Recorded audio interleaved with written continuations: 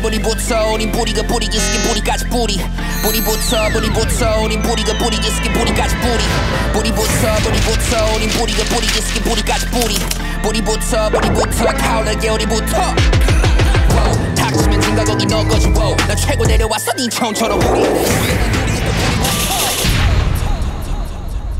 자, 근데 실제로 그 화천대유가 직원이었던 곽상도 의원 아들에게 퇴직금을 50억 원이나 지급을 하면서 국민들이 참 크게 분노하지 않았습니까? 예. 그런데 이 화천대유가 돈을 약속한 사람들이 더 있다는 얘기가 있던데 이건 어떤 얘기입니까? 그렇죠. 이제 50억이 괜히 나온 것이 아니다. 네. 일명 50억 클럽.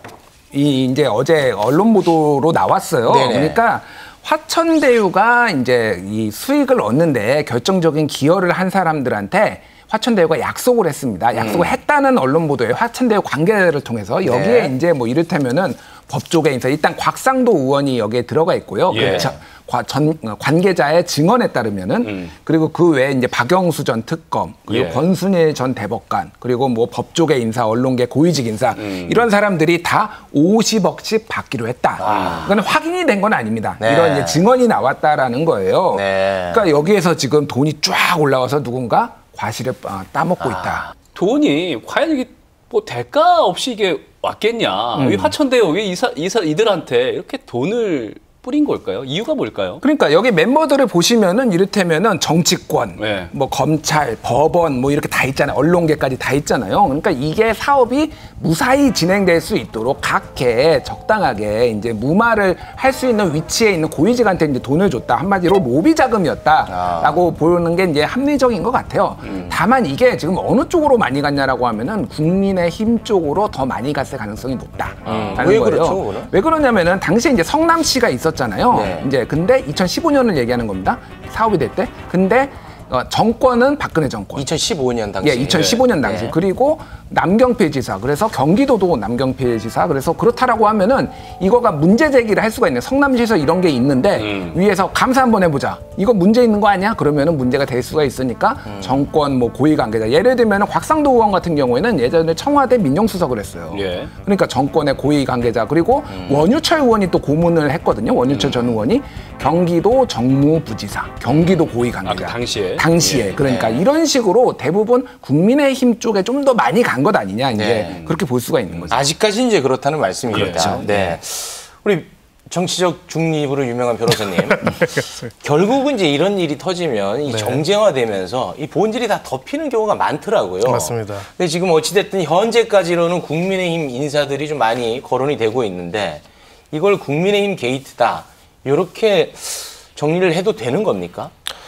저는 일단은 어떤 특정 게이트로 한정할 수는 없다고 생각합니다. 그렇겠죠. 굳이 말하자면은 게이트와 문이 여러 개 있는 건물일 수도 있는데 네. 모두가 특정 문만을 가리키는 게 아닌가라고 생각이 듭니다.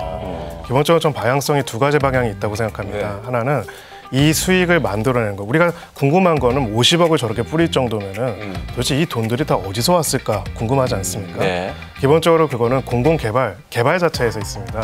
개발이라는 게 어떤 거냐면요. 그래서 이 마이크 하나는 하나밖에 가치가 없습니다. 네. 근데 이 마이크를 갑자기 어떤 조치를 해서 300개, 30개로 만들 수 있다. 그럼 놀랍겠죠? 네. 특별한 아무 사정이 없더라도 엄청난 이익이 발생할 겁니다. 네네. 개발이 바로 그런 겁니다. 아무것도 없는 토지를 혹은 아무것도 없거나 2층짜리 건물만 들어설 수 있는 곳을 40층, 30층짜리 지을 수 있게 허가를 해주는 순간 가치는 완전히 달라지는 거죠. 비유 좋은데요. 그것도 수십만 평을요. 거기서 엄청난 수익이 발생을 합니다.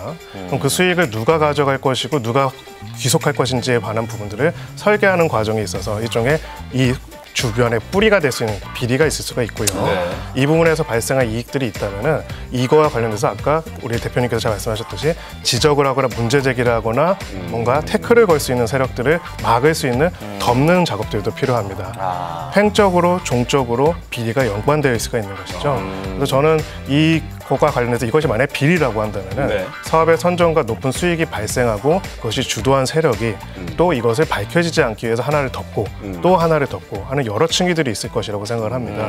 그런 부분들 중에서 어느 한쪽만 가리키거나 어느 한쪽만으로 한정 짓게 된다면은 네. 어찌 보면은 본질에 다가설 수가 없겠죠. 네. 근데 좀 약간 뜬금없는 뉴스긴 한데 국민의힘 윤석열 후보의 부친이 여기 화천대유 대주주 김만배 씨와 무슨 연관이 있다 이런 보도가 나왔어요. 예, 그러니까 그 언론인 김만배 씨, 화천대유 예. 소유주의 누나인데 천화동인 3호의 이제 소유주로 알려져 있어요. 네. 그 김만배 씨 누나가 그 2019년에 윤석열 당시 검찰총장의 아버지의 그 주택을 샀다. 그러니까 부친과 윤석열 부친과 그 김만배 누나가 그 부동산 거래를 했다라는 거예요. 예. 당시에는 그러니까 서울중앙지검장이었죠? 예예예. 네. 이제 임명되던 해였죠. 그러니까 그게 네네네. 이제 임명이 되는 건데, 그러니까 이게 좀 어떤 거래가 있는 거 아니냐라고 하고, 오늘 또 김의겸 의원이 평소에 김만배 기자가 그러니까 네. 대주주 김만배 기자가 성렬이 형 이렇게 부를 정도로 가까운 사이였다라는 거예요.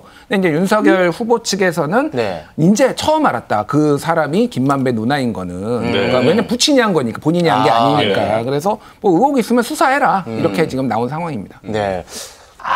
아주 공교롭지만 그렇습니다. 방송 좀 안전하게 해야 되니까요. 그냥 진짜 모르고 거래했을 수도 있는 거 아니겠습니까? 뭐 당연히 그럴 수도 있겠죠. 네네. 하지만 하필이면은 또 천화동인의 소유주분과 거래가 됐다는 것이 네. 사실은 이 부분에 대해서 이렇게 크게 뉴스가 되는 것이 아닐까 싶습니다. 네. 결국에 이제 본인은 펄쩍 뛰고 있죠. 네네네. 네, 뛰고 있지만은 그래도 여러 가지 부분들에서 해명할 부분들이 있을 겁니다. 즉 가장 첫 번째 해명한 부분의 핵심은 그런 내용이었습니다. 이제 빠르게 이사를 가야 해서 그렇다라고 네. 얘기를 했는데요. 아버지 건강 문제로. 그렇죠. 만약에 이제 그 말처럼 이사를 하는데 새로운 집으로 들어가기 위한 잔금을 치르기 위해서 금매로서 그게 누군지 빨리 팔아야 했다는 상황이다. 네. 이렇게 되면 맞는 말일 겁니다. 하지만 지금 일부 보도나 일부 내용처럼 만약 그것이 아니라 이미 충분히 이사를 갖고 특별하게 이거에서 잔금 치르고 입주하는데 문제가 없는 상황인데 그 상황에서 이것을 빨리 처분해야 하는 이유가 있었다면은 그 부분이 무엇인지 굉장히 궁금할 수밖에 없는 거겠죠. 네. 그래서 그런 지점들에 대해 가지고는 결국은 이 부분에 대해서는 우리가 아까 말씀드린 것처럼 덮여 있는 비리들도 있지만 또 관련된 여러 가지 가지들도 있을 수 있고 네. 또 어떤 거는 의혹들도 있을 겁니다. 네. 모두가 이제 펄쩍펄쩍 뛰고 있는데 네, 사실은 네. 그렇다면은 객관적인 걸 또 봐야겠죠. 당시 네. 중개업소가 있었다면은 중개업소 사장부터 포함해가지고 어떤 과정으로 이루어졌고 왜 이렇게 된 것인지 무엇보다도 입주와 매각을 위해서 빨리 진행을 했다고 하는데 진짜 그게 맞는 것인지에 대해서는 빠르게 해명이 필요하지 않을까 네. 생각합니다. 뭐 도대체 이 화천대 이 업체는 돈을 얼마나 벌었길래 또 얼마나 벌 것으로 예상을 했길래 이렇게 많은 사람에게 노비 자금을 큰 거액을 뿌렸을까? 그러니까 50억도 뭐 몇 명한테 여러 명한테 예. 좀 푼돈처럼 뿌렸다라고 하면 얼마나 벌었는지가 궁금하잖아요. 일단은 화천대유 그리고 SK증권의 펀드인 천화동인 여기에서 벌어들인 돈이 3년간 한 4천억 원이 좀 넘는 수준입니다.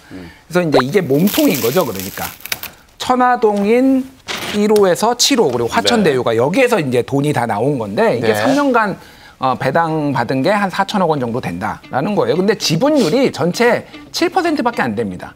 화천대유 1%, 천화동인이 6%.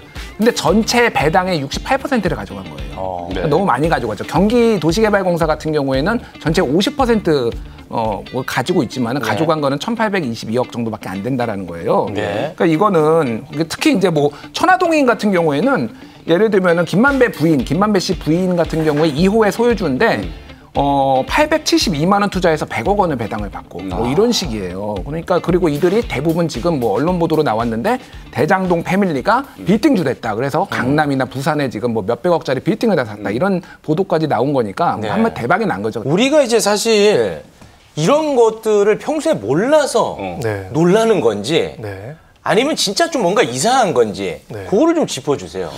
일단은 가장 이상한 부분 몇 가지가 있습니다. 아. 네, 특히 두 가지가 있는데요. 네. 일단은 여기서 우리가 좀 혼동을 피해야 할 부분이 우선주로서 우선적으로 수익을 확보한 것과 네. 나중에 초과되는 수익을 제한하는 것. 이 두 가지가 논리필연적으로 하나로 이루어져야 하는가. 이거에 대해서 먼저 법률적으로 답을 해야 합니다. 그거는 지금 성남시 관련한 이야기죠. 그렇죠. 네. 결론부터 말씀드리면 그렇지 않습니다. 우선주라고 하더라도 우선적으로 수익을 가져간다고 하더라도 특정한 금액으로 한정하는 것이 필연적으로 법률적으로 강제되지는 않습니다. 소위 얘기해서 우리가 일반적인 기업의 우선주 중에서 상당수가 이제 우선주 중에서도 참가적 우선주라는 표현을 써요. 좀 어려운 것 같지만 쉽습니다. 우선주로서 보통주보다 먼저 배당을 받고요. 남은 금액이 있으면 더 높은 수익이 있으면은 남은 것들은 자기 지분대로 또 가져가는 것이죠. 그러면 우선주 주주로서는 굉장히 높은 수익을 거둘 수가 있겠죠. 네. 이게 소위 말해서 소위 말하는 일반적인 벤처 투자, 일반적인 주식들의 우선 우선주는 거의 그런 형태로 이루어져 있습니다. 저희가 이제 궁금한 점은요. 우선주 다 좋고요. 확보한 것도 좋은데 왜 1,822억이라는 특정 금액으로 제한을 했을까? 더 받을 수 있는데. 그렇죠. 도시개발공사 그렇습니다. 설명하는 겁니다. 예, 그래서 그렇다면 그 금액으로 제한한 이유가 무엇이고 왜 그 금액이 나왔는가? 네. 수사 얘기를 좀 해봐야 될 것 같아요. 이제 어쨌든 이 사업 설계 부분에서 좀 석연치 않는 부분이 있으니까 지금 수사에 들어간다고 했는데 뭐 좀 나온 거 있습니까? 그러니까 수사가 이제 두 갈래죠. 예. 한마디는 업체 선정 그리고 이익 배분에 있어서 문제가 있느냐. 여기에는 이제 유동규 씨가 이제 핵심 관련 인물이고 그 다음에 로비가 있었느냐라는 거는 이제 남욱이나 김만배 씨인 거예요. 네. 그래서 오늘 이제 검찰이 어제 오늘 그러니까 천화동인 4호 대표인 남욱 변호사 사무실하고 그리고 유동규 씨 이제 자택과 기획 그 성남도시개발공사를 이제 압수수색을 했어요. 네. 유동규 씨 같은 경우에는 압수수색 받다가 창밖으로 본인 핸드폰을 던졌다라고 합니다. 그래서 이게 뜬금없다 뭐 이런 것도 있는데 아, 그래요? 여기서 핵심 증거들이 몇 개가 또 참고인 조사까지 해가지고 몇 개 증거들이 나왔는데 그 유동규 씨하고 김만배 씨가 4,040억 원의 배분을 놓고 말을 했다라는 거 이런 녹취록들이 좀 확보가 됐다라는 거예요. 녹취록이 나왔어요. 그러니까 이제 정확하게 둘이 말하는 거를 한 건지 아니면 그거를 언급하는 게 나온 건지는 아직 모르겠습니다. 근데 네. 그리고 성남도시개발공사 이 관계자들한테도 이 개발 수익이 일부 전달됐다 이런 증언들이 나왔다. 그리고 이제 또 좀 중요한 인물이 나오는데 남욱하고 이제 유동규하고 관련이 있는 게 그 안에 정민용 변호사라는 사람이 나옵니다. 둘 사이에 예. 메신저 역할을 했다 뭐 이런 얘기가 나오던데 정민용 변호사는 도대체 누굽니까? 남욱 변호사 유 본부장과 다 친분이 있다라고 하고요. 기본적으로 원래 국회의원, 그 국민의힘 지금은 이제 국민의힘은 아니겠지만 국민의힘 쪽 그 비서관으로 일을 하다가 그리고 지금 남욱 변호사의 추천과 소개로 네. 성남도시개발공사로 입사를 하게 됐다. 그래서 관련된 팀장으로서 역할을 수행한 다음에 또 공교롭게도 네. 수개월 후에는 이 사업과 관련된 심사에도 등장을 하게 됩니다. 심사를 맡아가지고 관련돼서 성남일들을 선정하는 과정에도 차범을 하게 되죠. 어떻게 보면 영화 디파티드 비슷한 느낌도 나요. 소위 말해서 이 설계를 한 내용 사람과 선정을 한 사람과 선정을 심사하는 사람이 어떻게 보면 인적으로 연결되어 있는 고리가 드러난 부분이 있는 것이죠. 어쨌든 이 세 인물에서 뭔가가 있는 것 같은데 격까지 치라고 했잖아요. 네. 진짜 남무한 보고 수사 제대로 하려면 딱 어디 봐야겠습니까?